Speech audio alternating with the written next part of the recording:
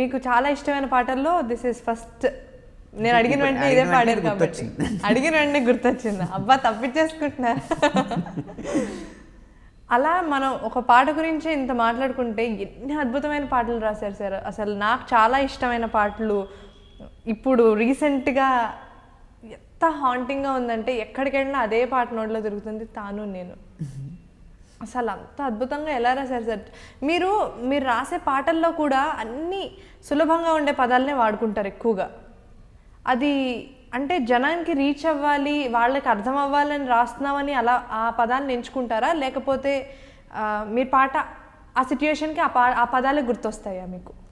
అలా కాదండి. ఇప్పుడు సులభం అంటే ఇప్పుడు తాను నేను అన్నారు కాబట్టి ఉదాహరణకి తాను నేను తీసుకొచ్చారు మీరు మంచి పాటలు. ఆ తాను నేనులో మొదట్లోనే మొయ్యిలు అన్న పదం ఇప్పుడు ఎవరికి అంత ఇప్పుడు ఉండే వాళ్ళకి అర్థం కాదు. అది నేను కృష్ణశాస్త్రి గారి కృష్ణపక్షంలో చదివి తెలుసుకున్నాను మొయ్యిలు అంటే ఏంటి అని, మళ్ళీ డిక్షనరీ చూసి తెలుసుకున్నాను. తర్వాత ఘంటసాల గారి పాట ఒకటి ఉంటుంది, అది కూడా సినిమా పాట కాదు, ప్రైవేట్ సాంగ్. తల నిండ పూదండ దాల్చిన రాణి. ఆ పాటలో చరణంలో ఒక లైన్ వస్తుంది, పూల వానలు కురియు మొయలివో మొగలి రేకులలోని సొగసువో అని ఒక లైన్ ఉంటుంది. పూల వానలు కురియు మొయ్యలివు అంటే పూల వర్షాలు, పూల జల్లులు కురిపించే మేఘానివా నువ్వు అని.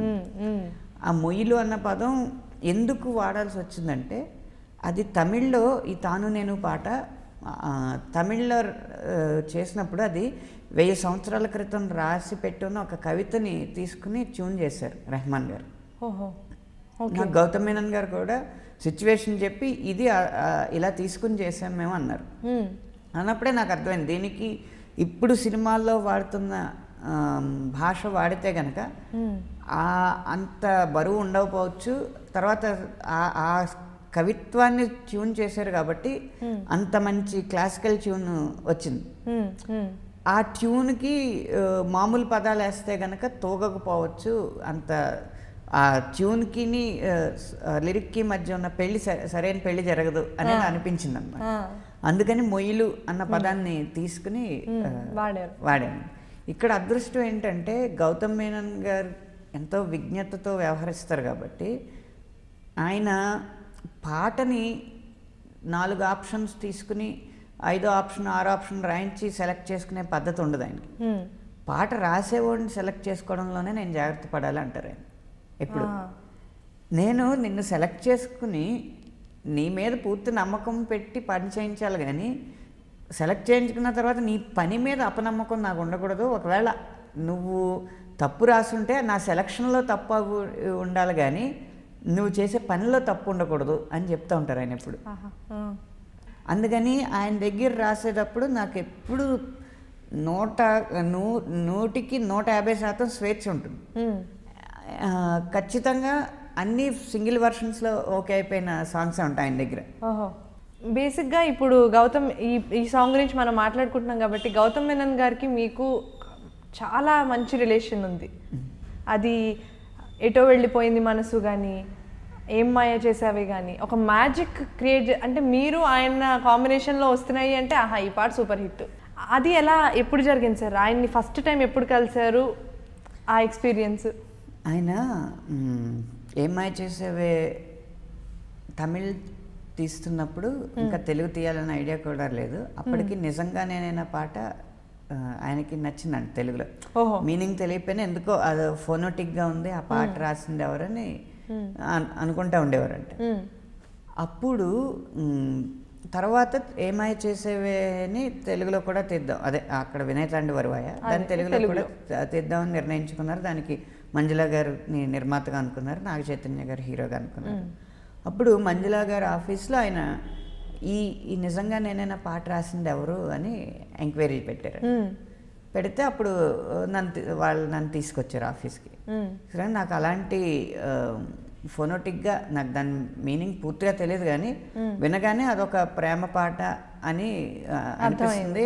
దాని సౌండ్ వింటే నాకు అంత ఫ్రెష్ లిరిక్స్ కావాలి, రాస్తామంటే తప్పకుండా రాస్తానండి. అందులోనూ మీరు రెహమాన్ గారి లాంటి ఆయన నేను కోరుకున్న అందే అవకాశం కాదు అది. అలాంటిది మీరు ఆయన మ్యూజిక్కి రాయమంటున్నారంటే ఇంకేముందని చెప్పి ఇంకా ఆ సినిమా చేస్తున్నప్పుడు నెల రోజులు ఆయన వెంటే ఉండి ఆ పాటలు రాసి ఓకే చేయించుకుని రెహమాన్ గారి దగ్గరికి వెళ్ళి రికార్డ్ చేయించుకుని చేశాను అనమాట.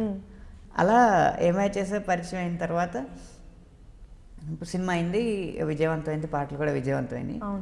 ఒకసారి గుండెల్లో గోదావరి సినిమాకి పాటలు రాయడానికి ఇళయరాజా గారి దగ్గరికి వచ్చాను అనమాట, రాసిన పాటను చూపించడానికి. ఓకే.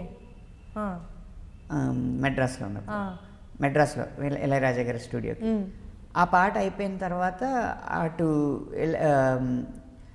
నీదానే అని పొందువ సొంతం సినిమాకి మ్యూజిక్ చేయించుకుంటున్నారు గౌతమ్ మేనన్ గారు ఇళయరాజా గారితో. మా సిట్టింగ్ అయిపోయిన వెంటనే ఆయన వచ్చారనమాట. ఇలా ఎదురు పడుతూ అనంత్ అని పిలిచి మళ్ళీ సింగిల్ కార్డ్ రాయాలి, మంచి రాజా గారు ఒప్పుకున్నారు అని చెప్పారు. తప్పకుండా అండి, ఎప్పుడంటే నేను ఫోన్ చేస్తాను. అలా ఓ రోజు రాజా గారు రమ్మంటున్నారు అని ఒక శనివారం నన్ను మెడ్రాస్ పిలిచారు అనమాట. పిలిస్తే రాజాగారు ఏం చేశారంటే ఆ శనివారం సాయంత్రానికి 8 పాటలు ట్యూన్లు ఇచ్చేసి ఒక రోజులో, తర్వాత సోమవారం అన్ని పాటలు రికార్డింగ్ మొదలవుతాయి, అన్ని పాటలు కంప్లీట్ చేసేలాగా. అమ్మో. నేను కథ విని మామూలుగా ట్యూన్లు తీసుకుని అలా రాసుకొచ్చేమో, ఒక ట్యూన్ వస్తుంది మొదలు పెడదామేమో అని వచ్చినండి మెడ్రాస్. అయిపోవాలంటే అప్పుడు అయితే నువ్వు ఇక్కడే ఉండి రాసే అని చెప్పారు గౌతమ్ మేనన్ గారు. సరే అండి, రాజాగారు చెప్పిన తర్వాత ఇంకా తిరుగులేదు అనమాట. అది డేట్లు మారే సమస్య లేదు. గౌతమ్ మేనన్ గారి ఆఫీస్కి దగ్గరలో తిరువార్మ్యూర్ బీచ్ అని ఒకటి ఉంది. ఆ బీచ్ ఇది చెన్నైలో ఉన్న మెరీనా బీచ్ లాగా అంత జనసమర్థం ఉన్న బీచ్ కాదనమాట, కొంచెం ఖాళీగా ఉంది. పడవ విరిగిపోయిన పడవ బీచ్లో ఉంటే ఆ పడవలోకి వెళ్ళి పడుకుని ఇళయరాజా గారు పాడింది రికార్డ్ చేసుకున్నాను ఫోన్లో. పడవలోకి వెళ్ళి ఇలా పడుకుంటే ఇక్కడ ఈ 2 వైపులా పడవ ఈ గోడలు ఉంటాయి కదా, పడవ గోడలు, ఇటువైపు ఏం కనిపించదు. పడుకుంటే పైన ఆకాశం, అంతే, ఆకాశం సముద్రం సౌండ్ తప్ప ఇంకా నాకు ఏ ప్రపంచం తెలియకుండా రోజుకో పాట రాస్తూ 7 రోజుల్లో 8 పాటలు రాసేసి ప్రతిరోజు గౌతమ్ మేనన్ గారికి పొద్దున్న వెళ్ళి నేను రాసిన పాట ఇది, దీని మీనింగ్ ఇది అని చెప్పడం, ఆయన ఓకే అనడం. మళ్ళీ తర్వాత మధ్యాహ్నం మళ్ళీ ట్యూన్ తీసుకుని బుక్ తీసుకుని మళ్ళీ అదే పడవలోకి వెళ్ళి పడుకోవడం, మళ్ళీ రాయడం. అలా అందుకని అంత ఏకాంతం, అంత ప్రశాంతత అనమాట ఆ పాటలు రాసేటప్పుడు.